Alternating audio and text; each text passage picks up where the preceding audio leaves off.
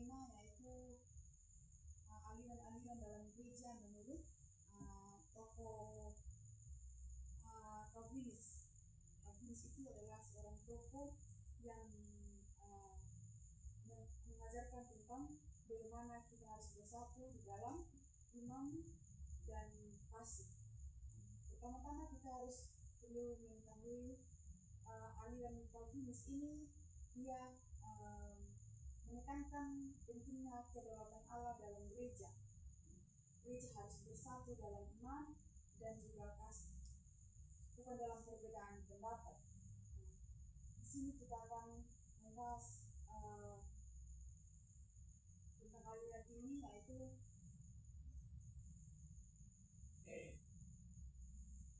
Calvinis. Di sini dia menekankan bahwa kedaulatan Allah itu dan keselamatan melalui iman saja. Aliran ini juga menekankan pentingnya pemerintahan gereja yang presbyterian. Kita harus mengetahui apa itu presbyterian.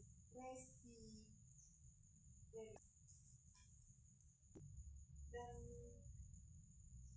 ada beberapa aliran ini, aliran yang kedua itu aliran Lutheran. Di sini saya akan membahas satu aliran saja, yaitu aliran Calvinis.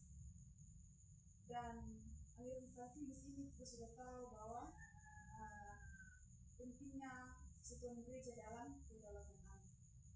Artinya kita harus gereja itu harus bersatu di dalam iman dan kasih, bukan dalam perbedaan pendapat. Di sini kita harus adik-adik harus melihat bacaan firman Tuhan di dalam 1 Korintus 1 ayat 10 sampai ayat 13. 1 Korintus 10 ayat 13.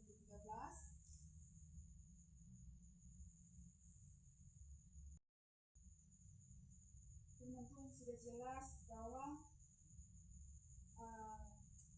di dalam Korintus 1 ayat 10 di sini Paulus menulis tentang pentingnya kesatuan dalam gereja.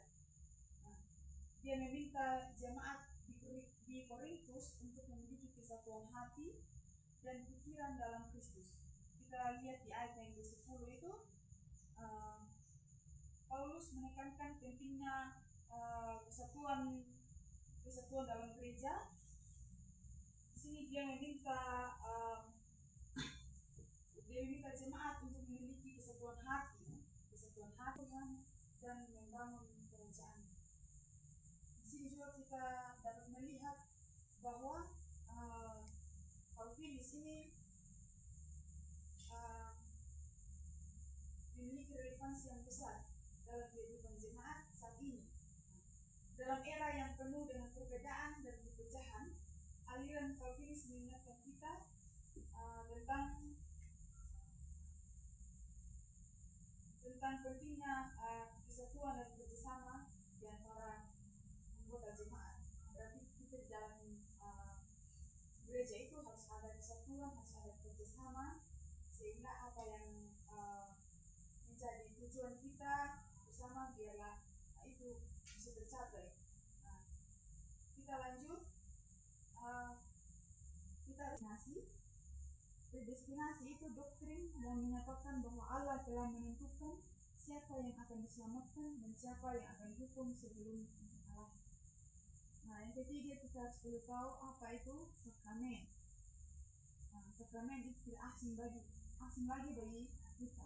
Sakramen ini merupakan upacara keagamaan yang dianggap sebagai tanda atau simbol dari kasih karunia Allah seperti baptisan atau Ekaristi. Yang keempat, presbyterial itu sistem pemerintahan gereja yang dipimpin oleh para penatua yang dipilih oleh jemaat. Yang kelima, kongregasionalis, yaitu sistem baptis. Baptis ini artinya aliran Kristen yang menekankan pentingnya baptisan dewasa. Jadi anak baptis ini baptisan dewasa dan persucian hidup. Kalau liturgi dia kita sudah tahu liturgi itu apa, kita cara ibadah yang telah ditentukan oleh gereja, dan kita harus mengikuti apa yang menjadi aturan gereja. Yang berikut lagi ada tradisi. Tradisi ini adalah ajaran atau praktik keagamaan yang telah diwariskan dari generasi ke generasi. Contohnya kita ini di Sumba ini banyak sekali tradisi-tradisi yang harus kita jalankan, dan tentunya tradisi tersebut pasti akan diwariskan dari generasi ke generasi. Yang ke-9, disiplin gereja. Disiplin gereja ini yaitu proses memperbaiki dan mengembalikan anggota jemaat yang telah jatuh dalam dosa. Yang ke-10, Ekaristi, yaitu sakramen yang memperingati kematian dan kebangkitan Yesus Kristus, di mana roti dan anggur dianggap sebagai tubuh dan darah Kristus. Sama adik-adik orang, apakah kita memiliki kesatuan hati dan pikir dalam Kristus?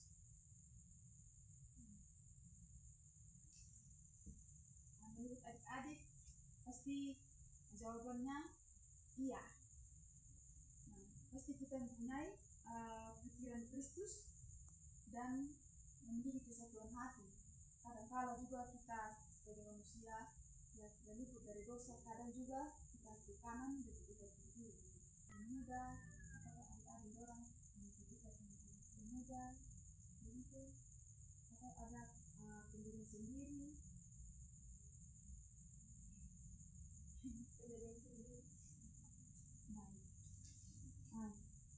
Kalau yang ketiga, apakah adik-adik ini fokus pada Kristus ada atau pada hal-hal yang lain?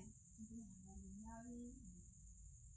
Pastinya yang lain fokusnya kepada Kristus, yang lain fokusnya kepada hal-hal yang duniawi. Terus yang terakhir, bagaimana adik-adik orang mempertahankan kesatuan gereja? Menurut adik-adik orang bagaimana saya harus mempertahankan kesatuan dalam gereja? Coba satu saja jawabannya. Satu. Cara kita untuk mempertahankan kesatuan dalam gereja.